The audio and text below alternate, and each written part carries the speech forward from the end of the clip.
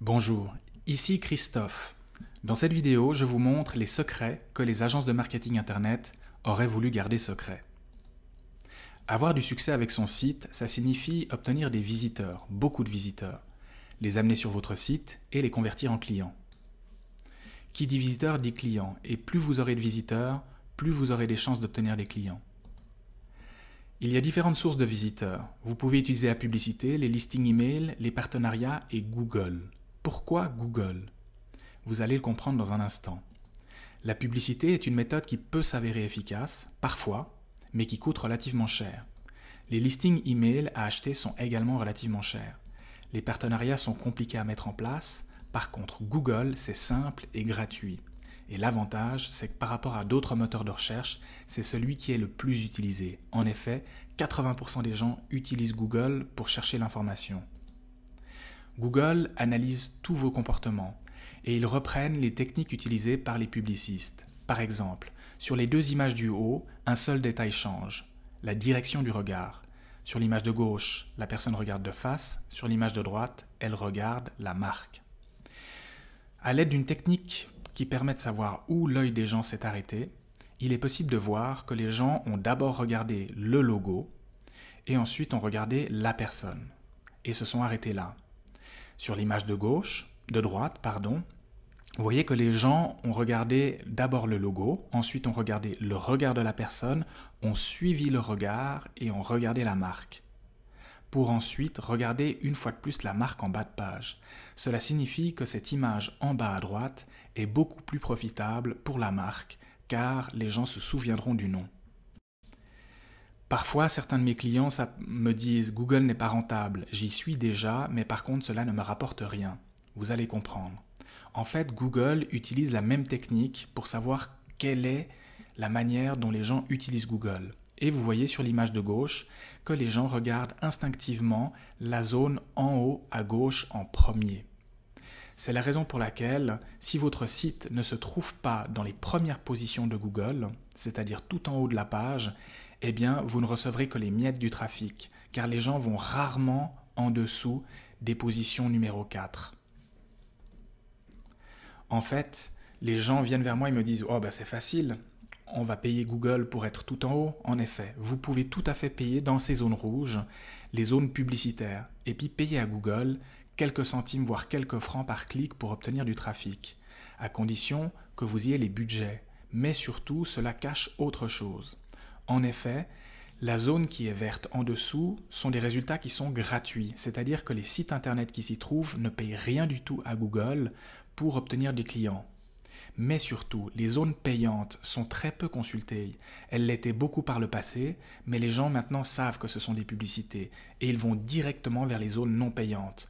Donc en payant à Google, effectivement, vous obtenez du trafic, mais vous n'avez qu'une fraction du trafic, 2 à 3%. Si vous êtes dans les résultats naturels, eh bien vous recevez jusqu'à 41 à 45% du trafic en étant dans la position numéro 1, 11 à 18% dans la position numéro 2 et 7 à 15% dans la position numéro 3. Et ceci fait du sens, car si vous trouvez votre résultat et la réponse dans le premier résultat, vous allez rarement sur le deuxième et rarement sur le troisième.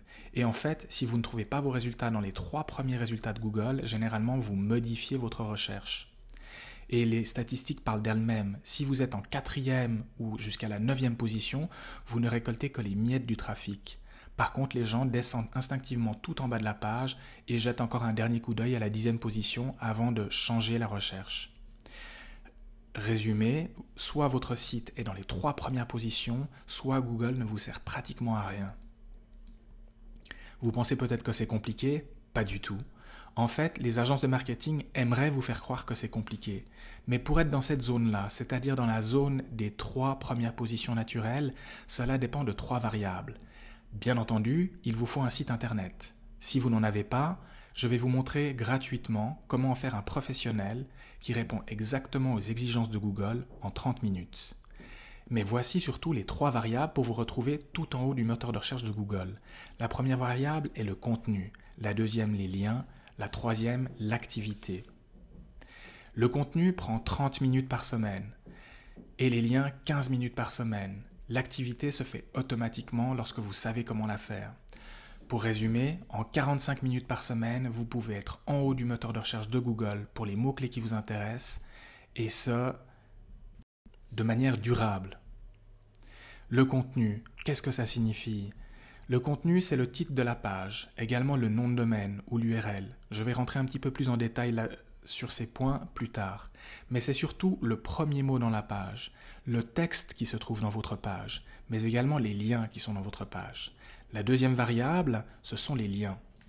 Les liens sont les liens qui se trouvent sur d'autres sites qui mènent vers votre site. Pour cet exemple, j'ai pris Wikipédia.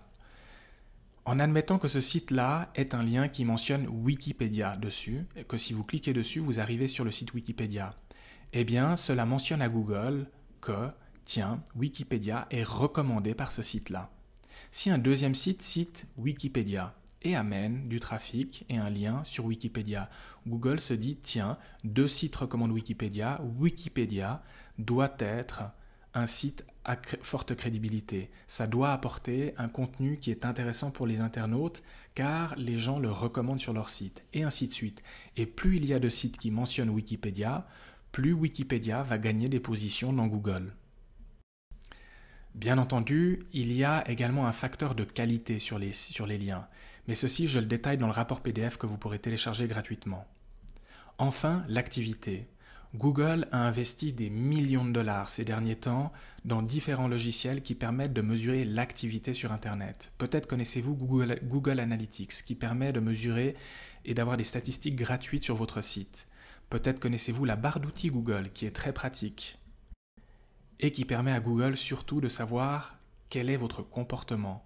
Ça leur permet de savoir comment vous cherchez, combien de temps vous passez sur chaque page, qu'est-ce que vous laissez comme commentaire, ça leur permet de savoir énormément de choses sur vous. Et de cette manière, ils arrivent à savoir quel est votre comportement sur Internet. Le site Google Blogger permet d'avoir des blogs gratuits. Le site FeedBurner permet de gérer des flux RSS. Tous ces sites servent à Google pour savoir quelle est l'activité humaine sur Internet. Et cela fait du sens, car pour Google, un site où il y a beaucoup de gens qui visitent plusieurs pages sur le même site, qui laissent des messages, où il y a vraiment une activité humaine récente, est beaucoup plus pertinent qu'un site qui existe depuis 4 ans et qui n'a jamais été modifié. Je vous donne gratuitement un rapport PDF que je vous recommande vivement de télécharger. Lisez-le, il y a des détails qui ne sont pas décrits dans cette vidéo. Et si ce n'est pas déjà fait, je vous recommande vivement de vous inscrire sur mon listing email. Ainsi, vous recevrez immédiatement et gratuitement le prochain rapport PDF qui s'intitule « Les 6 étapes pour être premier dans Google dans 95% des cas ». C'était Christophe, merci et à bientôt.